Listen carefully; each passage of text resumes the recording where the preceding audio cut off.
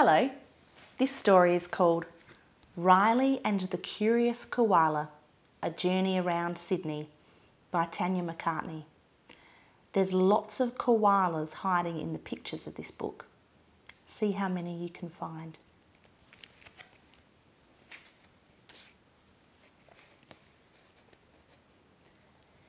It was raining.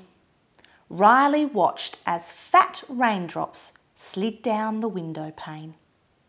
Thunderclouds rolled and tumbled, making curious patterns in the sky.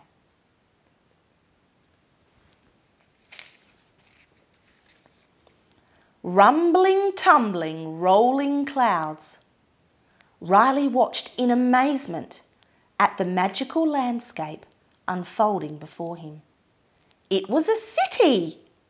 A gaggle of buildings, monuments and sights.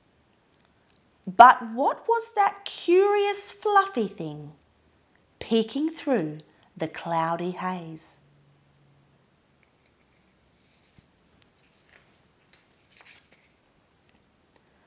Riley showed his granny the clouds. She said they looked like the city of Sydney. But it was the curious fuzzy koala Riley was most interested in.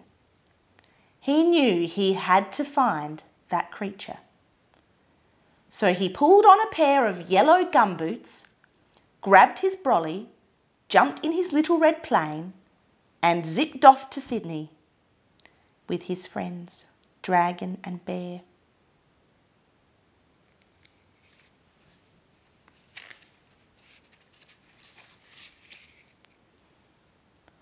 When Riley reached Darling Harbour, it was raining so hard it bucketed out of the sky.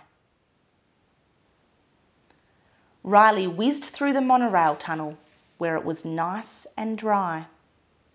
But there was no furry creatures anywhere. No fuzzy ones either.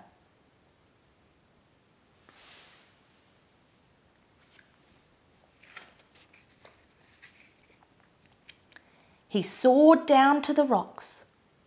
Lots of wet people, but nothing fluffy. When he entered the harbour, Riley was so boggled by the Sydney Harbour Bridge, he nearly forgot what he was looking for.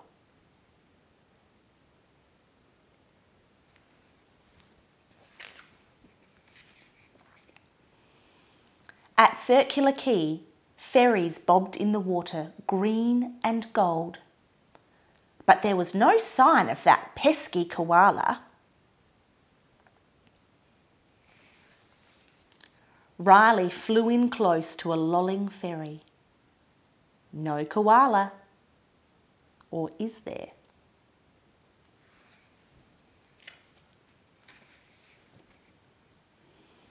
He swooped down toward the Sydney Opera House, its white sails glinting in the clearing sky.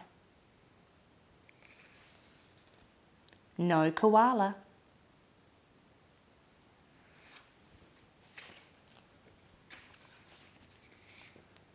Zooming down George Street in the heart of the city, Riley was disheartened to see nothing even remotely fuzzy.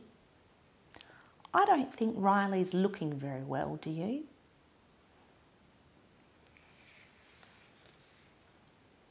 He even tried the Strand Arcade, where everyone filled up on cakes, but no curious koala.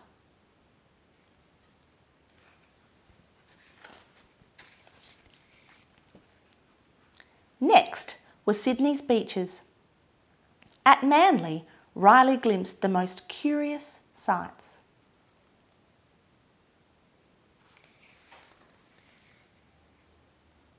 At beautiful Bondi, Riley found only sunbakers and surfers. No koala to be seen. Can you see a koala in this picture?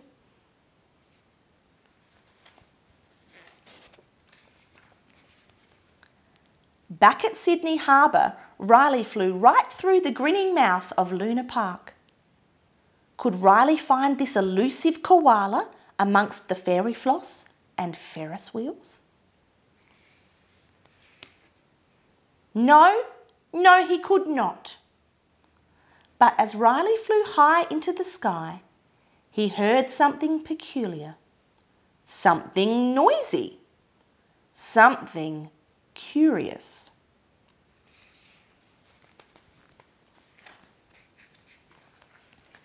It was a giant garden filled with fluttering, splashing, trumpeting and the of chattering primates. It was a zoo.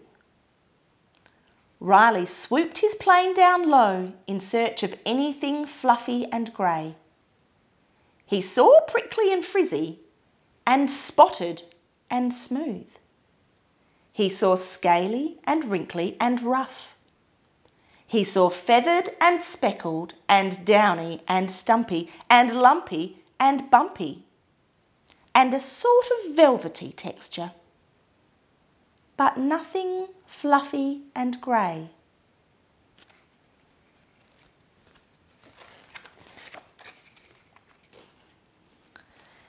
Then Riley heard it, a snoring noise that sounded curiously soft and fluffy and grey. Riley tore through the zoo, sure he would find a scallywag, ratbag creature who could outrun and outsmart him at every turn. But instead, he found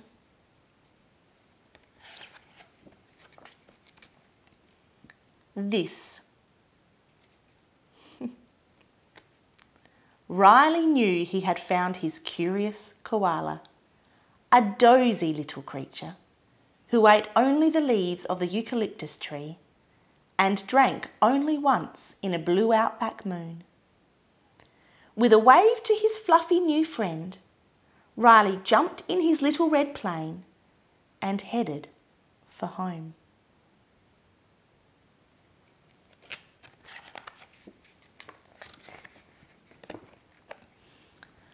As Riley soared into the clearing Sydney sky, the curious koala squirmed. He opened his sleepy eyes and scratched his fluffy fur. Then he said, "Cheers, mate." The end.